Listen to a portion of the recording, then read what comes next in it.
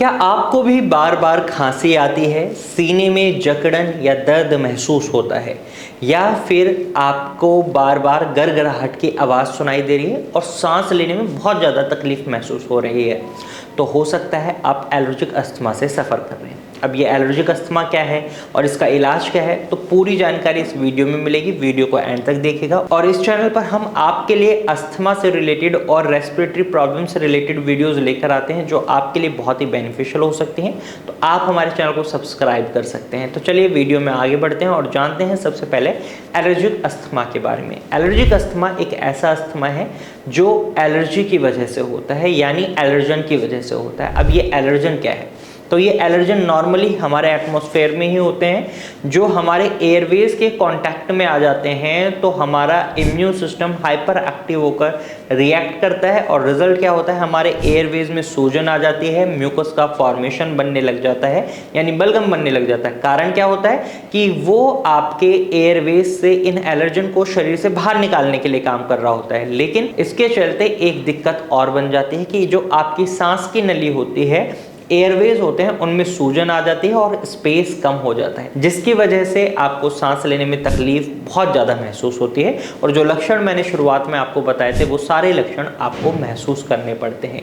इसके साथ साथ अब आपके मन में एक सवाल होगा, ये एलर्जन क्या है? तो एलर्जन आपके एटमॉस्फेयर में जो नॉर्मल चीज़ें होती हैं जैसे धूल, परागकण, पालतू जानवरों के बाल या फिर मोल्ड्स इत्यादि, ये सभी आपके एलर्जेंस की तरह काम करते हैं। जो भी चीज़ आपको सूट नहीं हो रही, रिएक्ट कर रही है आपकी बॉडी उसके अगेंस्ट, तो वो एलर्जन की तरह काम कर सकती है। अब इसके ट्रीटमेंट की बात करते हैं। आई होप आपको एलर्जिक अस्थमा समझ आ गया होगा, लक्षण भी आपको पता चल गए हैं।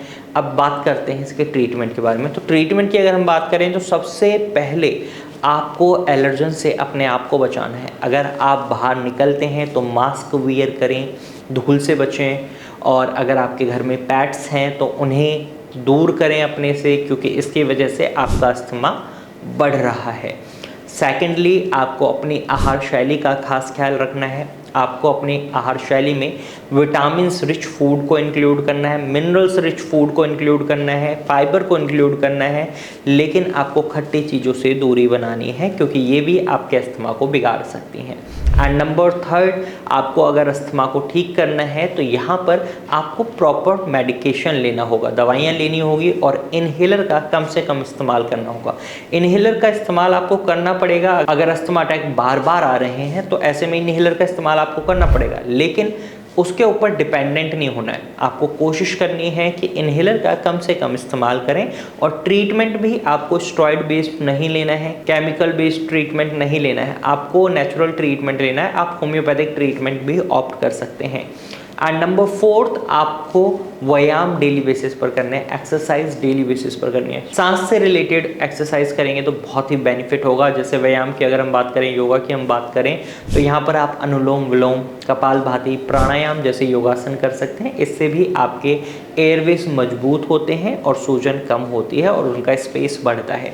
तो आप इन तरीकों से अपने एलर्जिक अस्थमा से छुटकारा पा सकते हैं और एक प्रॉपर ट्रीटमेंट जो मैंने आपको सजेस्ट किया है होम्योपैथी का, आप ले सकते हैं। अगर आप भारत होम्योपैथी से ट्रीटमेंट लेना चाहते हैं तो आप स्क्रीन पर दिए गए नंबर पर कॉल कर सकते हैं और भारत होम्योपैथी डॉक्टर की टीम से एडवाइस ले सकते हैं। आज की वीडियो में सिर्फ इतना ही, फिर मिलेंगे नई वीडियो के साथ, तब तक के लिए धन्यवाद।